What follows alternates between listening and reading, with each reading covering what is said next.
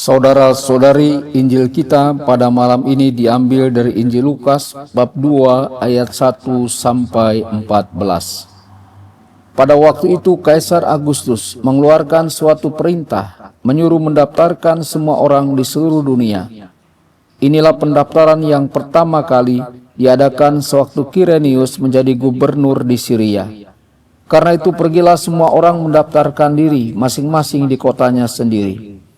Demikian juga Yusuf pergi dari kota Nazaret di Galilea ke Yudea, ke kota Daud yang bernama Betlehem, karena ia berasal dari keluarga dan keturunan Daud, supaya didaftarkan bersama-sama dengan Maria tunangannya yang sedang mengandung.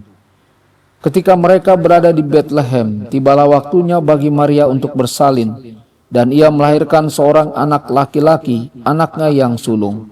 Lalu dibungkusnya anak itu dengan kain lampin dan dibaringkannya di dalam palungan, karena tidak ada tempat bagi mereka di rumah penginapan. Di daerah itu ada gembala-gembala yang tinggal di padang menjaga kawanan ternak mereka pada waktu malam. Lalu berdirilah seorang malaikat Tuhan di dekat mereka, dan kemuliaan Tuhan bersinar meliputi mereka sehingga mereka sangat ketakutan. Kata malaikat itu kepada mereka, "Jangan takut. Sebab sesungguhnya aku memberitakan kepadamu kesukaan besar untuk seluruh bangsa. Hari ini telah lahir bagimu juru selamat, yaitu Kristus Tuhan di kota Daud. Inilah tandanya bagimu, kamu akan menjumpai seorang bayi dibungkus dengan kain lampin dan terbaring di dalam palungan." Tiba-tiba tampaklah bersama-sama dengan malaikat itu sejumlah besar bala tentara surga yang memuji Allah, katanya, "Kemuliaan bagi Allah di tempat yang maha tinggi, dan damai sejahtera di bumi di antara manusia yang berkenan kepadanya." Demikianlah sabda Tuhan. Terpujilah Kristus.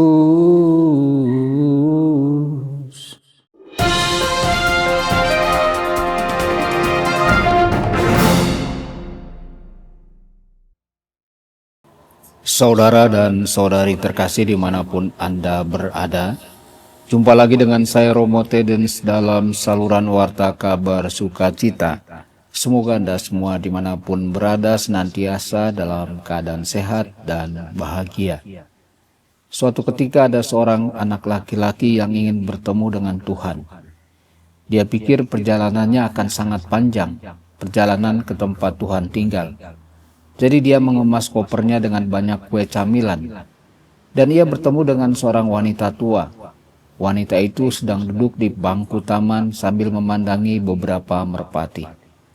Anak laki-laki itu memutuskan untuk duduk di sampingnya sebentar. Dia memperhatikan bahwa wanita itu terlihat lapar. Jadi dia mengeluarkan salah satu kue camilannya dari kopernya dan menawarkannya kepada wanita itu. Wanita itu menerimanya dengan senang hati, kemudian memberinya senyuman lebar. Anak laki-laki itu menyukai senyumnya, sehingga dia ingin melihatnya lagi.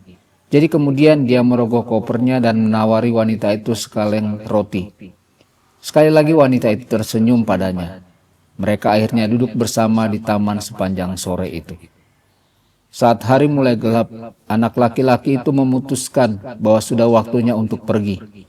Dia berdiri dan mulai berjalan pergi. Tetapi setelah hanya beberapa langkah dia berhenti, berbalik, dan berlari kembali ke wanita itu dan memeluknya. Wanita itu kemudian memberikan senyuman terbesarnya. Ketika anak laki-laki itu kembali ke rumahnya beberapa saat kemudian, ibunya terkejut dengan raut kegembiraan di wajahnya. Itu adalah ekspresi kegembiraan yang sudah lama tidak ia lihat. Dan dia bertanya, "Apa yang kamu lakukan hari ini sehingga kamu begitu bahagia?" Dia menjawab, "Saya makan siang dengan Tuhan. Engkau tahu, dia memiliki senyum terindah yang pernah saya lihat." Sementara itu wanita itu juga kembali ke rumahnya. Anak laki-lakinya tertegun melihat kegembiraan dan kedamaian di wajah wanita itu ketika ia masuk ke dalam rumah. Lalu ia bertanya kepadanya, "Ibu, apa yang ibu lakukan hari ini yang membuat ibu begitu bahagia?" Dia menjawab, "Saya makan siang di taman bersama Tuhan. Kau tahu, dia jauh lebih muda dari yang saya duga." Saudara dan saudari yang terkasih, Yesus Kristus, anak Allah, disebut Immanuel. sebuah kata dalam bahasa Ibrani yang berarti Allah beserta kita. Anak Allah dapat datang ke bumi dengan berbagai cara. Bagaimanapun juga Dia adalah Allah. Segala sesuatu mungkin baginya.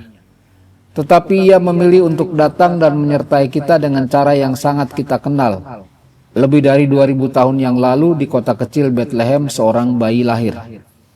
Pada malam itu Allah menyatakan kehadirannya dalam rupa manusia. Untuk pertama kalinya umat manusia dapat melihat wajah Allah ketika mereka memandang Sang Bayi Kristus.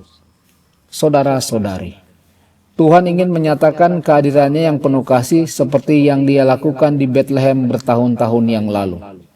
Kita bukanlah Tuhan, namun Tuhan memilih kita sebagai alat untuk menyampaikan kehadirannya.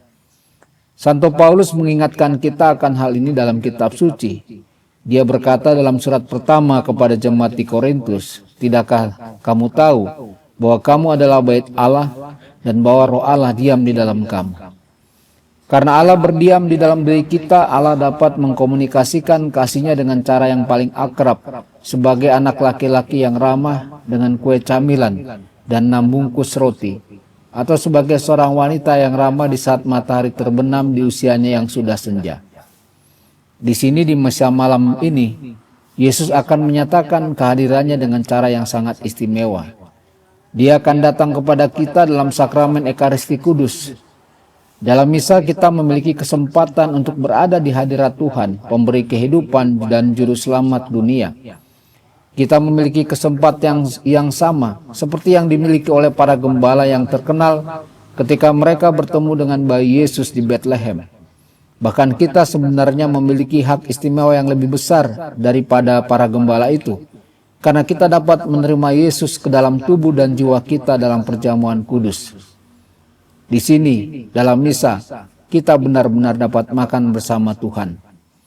Yesus ingin bersama kita pada Natal ini. Dia ingin bersama kita dalam misa, di kantor, di sekolah, di rumah, saat liburan, dan dimanapun kita berada. Yesus ingin hadir bagi kita. Apakah kita ingin hadir baginya? Saudara-saudari, menjadi relevan dengan pesan Natal dari KUI dan PGI tahun ini.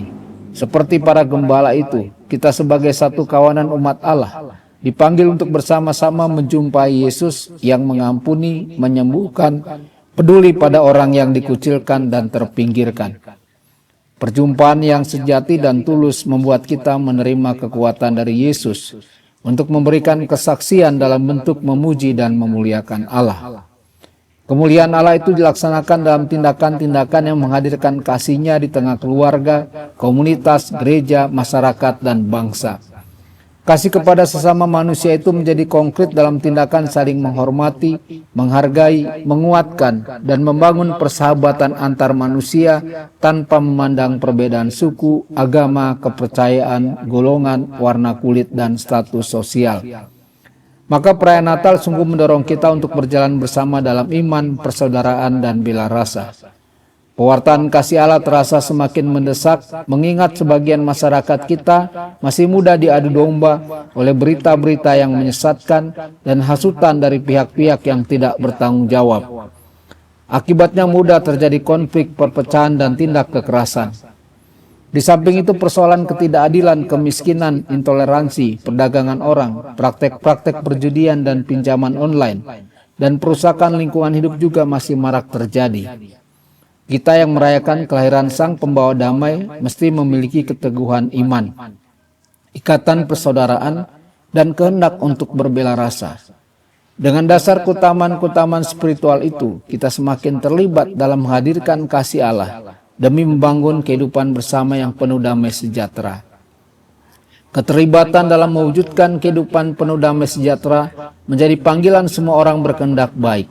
Oleh karena itu, kerja bersama umat lintas agama dan budaya perlu dikembangkan.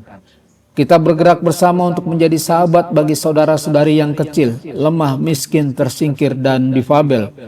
Untuk menjadi saudara bagi sahabat-sahabat kita yang berjuang mencari keadilan, membela para korban ketidakadilan yang tidak berani menyuarakan haknya. Kita mesti menjadi rekan kerja yang setia bagi penggiat lingkungan, yang dengan tulus hati mengupayakan kelestarian alam ciptaan. Dengan demikian kita bersama Yesus pembawa damai melaksanakan misinya untuk memberitakan pembebasan kepada orang-orang tawanan, penglihatan bagi orang-orang buta, dan pembebasan bagi orang-orang tertindas. Saudara-saudari, kita merayakan Natal di tahun ini ketika bangsa Indonesia menyambut pemerintahan baru. Kita bersyukur bahwa pesta demokrasi telah usai. Kini saatnya kita bergandengan tangan, mempererat persaudaraan dan berjalan bersama memajukan negeri tercinta ini.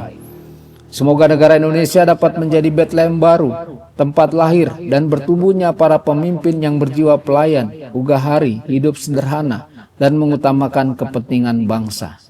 Sebagai warga negara, kita mendukung dengan tetap bersikap kritis terhadap program-program pemerintah yang hendak mewujudkan cita-cita kemerdekaan bangsa dan amanat Undang-Undang 45, yakni kesejahteraan hidup bersama yang berdasarkan nilai-nilai Pancasila. Dalam peristiwa yang penuh rahmat ini, marilah kita selalu bersyukur kepada Allah yang karena kasih-Nya kepada dunia berkenan merendahkan dirinya menjadi manusia dalam diri Yesus Putra Tunggalnya dan tinggal bersama kita. Kita percaya bahwa dengan kasih-Nya yang begitu agung, Allah akan selalu membimbing, menjaga, dan mengarahkan, sehingga persekutuan kita dengan sesama semakin harmonis dan relasi dengan alam semesta semakin baik. Kita yakin bahwa Allah Putra Sang Immanuel selalu menyertai kita di sepanjang zaman. Semoga kehadiran penyertaan-Nya memperteguh tekad kita untuk terus berjalan bersama, menghadirkan, dan mewujudkan kasih Allah yang menyelamatkan. Selamat Natal untuk kita semua. Tuhan Yesus yang lahir memberkati kita semua. Sabda Allah adalah kebenaran. Sabda Allah adalah kehidupan. Mari kita mencintainya, mari kita menghayatinya. Ya Tuhan yang ku muliakan, sabda